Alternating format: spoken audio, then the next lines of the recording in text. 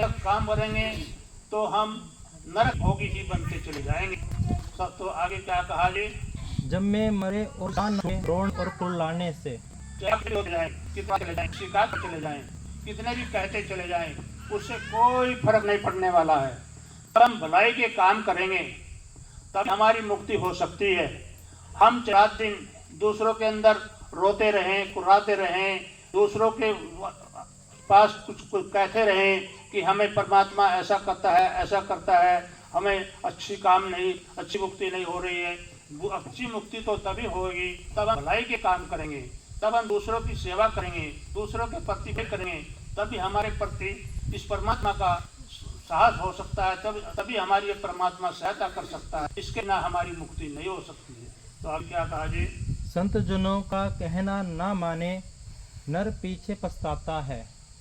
संत जनों का, जो संत महात्माओं के कहने में, जो इनके प्रवचनों में, जो संत महात्माओं के प्रवचन आते हैं, उनके वचनों को हम नहीं मानते हैं, उनकी अवहेलना करते हैं, उनको मान करके नहीं चलते हैं, उनके प्रति हम द्वेष भाव रखते हैं, तो हमारी मुक्ति नहीं होने की।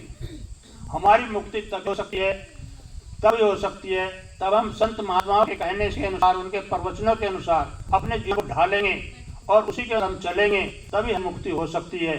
चाहे हम कितने भी अच्छे काम करते चले जाएं, परंतु हम प्रवचनों को नहीं सुनते और न संत महात्माओं के प्रवचनों को हम मानते हैं, हम यह न समझे कि हमारी मुक्ति हो जाएगी। हमें प्रवचनों को संत महात्माओं के कहने के अनुसार ही अपने जीवन को ढालना चाहिए, उन्हीं के अनुसार हमें चलना चाहिए। जैसे उनके प्रवचन होते हैं, इसी प्रकार से हमें अपने जीवन को ढाल कर चलना चाहिए। और आगे क्या कहा जी, कर्म धर्म के फंदों में वह अपना गला फंसाता है। हाँ, कर्म धर्म, चाहे कितने भी कर्म करता चल, कुछ भी करता चल, कर्म धर्म, हम कर्म धर्म में जैसे मूर्ति पूजा हुई, अन्य और बहुत सी पूजाएं हैं जो हम इस परमात्मा को बिना जाने कर रहे हैं। हम कर्म धर्म कर रहे हैं, मंदिरों में कर रहे हैं, कैसे भी कर रहे हैं, जैसे भी कर रहे हैं, उसमें हमें इस परमात्मा की प्राप्ति जब होती है तभी हमारी मुक्ति होती है। हम बिना देखे, बिना जाने पहचाने, बिना गुरु के ज्ञान के इस परमात्मा को न जाने हम अपनी मुक्ति चाहते हैं तो हमारी मुक्ति नहीं हो सकती है। हमारी मुक्ति तभी हो सकती है तब हम इस परमात्मा को गुरु की शरण में आकर के इस परमात्मा की जानकारी कर लेंगे और इसको हाजिर नाजिर देख करके अपने इर्द गिर्द इस परमात्मा को समझेंगे कि हाँ, ये परमात्मा हमारे इर्द गिर्द है, हमारे नज़दीक है, ये हमसे दूर नहीं है, ये हमारे पास है, ये हम 24 घंटे हमारे साथ रहता है, हम इसमें रहते हैं, हमारे में रहता है, तो तभी हम मुक्ति हो सकती है। और आगे क्या कहा जी, कुछ नहीं बिगड़ा अभी समय है शरण गुरु की आने का। कुछ नहीं बिगड़ा, कहते हैं कि मैं तो बूढ़ा हो चला हूँ, अब मैं इस प्रभु परमात्मा की शरण में आकर के क्या करूँगा, अब तो मेरी उम्र ही बीत चली है। नहीं, सीखने के लिए उम्र कभी कम नहीं होती है। अगर किसी काम को कभी कर लो तो ये समझो उम्र उसकी पूरी है, और अगर उम्र सारी बिता दे और नहीं करते चले और अंत में आकर के कहने लगे अब क्या होगा, कुछ नहीं होता, अब तो उम्र ही खत्म हो गई।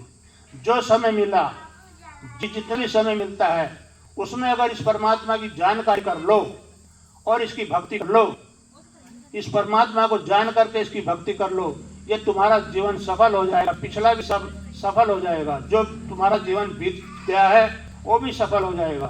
क्योंकि ये एक कवि ने कहा है कि सीखने की कभी उम्र किसी की कम नहीं होती है, किसी उम्र में किसी काम को सीखा जा सकता है।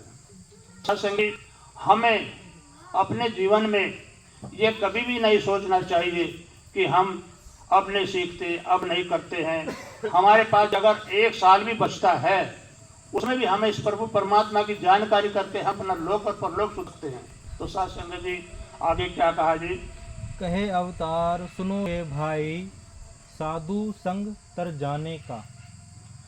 कहे अवतार सुनो रे भाई, यानी कहने का भाव यही है कि संत महात्मा कहते हैं कि जब साधु संतों की संगत में आ जाते हैं तो हमारा लोक और लोक सुधर जाता है, तो हमारा लोक और परलोक सुहेला हो जाता है। हमें सब प्रकार की सुविधा, हमारा जीवन सब प्रकार से सुखी हो जाता है। तो हमें ये हमेशा समझना चाहिए कि हमें संतों की सेवा में आकर के इस प्रभु परमात्मा की शरण में जाना चाहिए और प्रभु परमात्मा का ज्ञान प्राप्त करके हमें इस प्रभु परमात्मा का सुमरन करते रहना चाहिए। हमें हमेशा हमेशा के लिए वो कहा है कवि ने कि सांस सुमरन करे, वृथा सांस न खोए, न जाने इस सांस का आवन होए न होए। हमें हर सांस में, हर पल, हर सांस में इस प्रभु परमात्मा का ही सुमरन करते रहना चाहिए, क्योंकि जितने संत महात्मा हुए, जितने वो हर सांस में इस प्रभु परमात्मा का ही सुमरन करते थे, करते हैं और करते चले जाते हैं। हमारी असली माला तो ये सांसों की ही माला है। वो काम माला फेरत दिन भया, गया न मन का फेर, करता मन का डार के गया न मन का फेर। यानी हमारी असली माला तो है, सांसों की ही माला है। हमें हर सांस के अंदर इस प्रभु परमात्मा का सुमरन करते रहना चाहिए। हर सांस में इस प्रभु परमात्मा का जब सुमरन करते चले जाएंगे तो हम अपने जीवन को सफल बना लेंगे और हमारा सब दिनचर्या सफल हो जाएगी और खुश हो जाएगा हमारा जीवन। तो साथ संगत जी प्यार से बोलो धन्यवाद।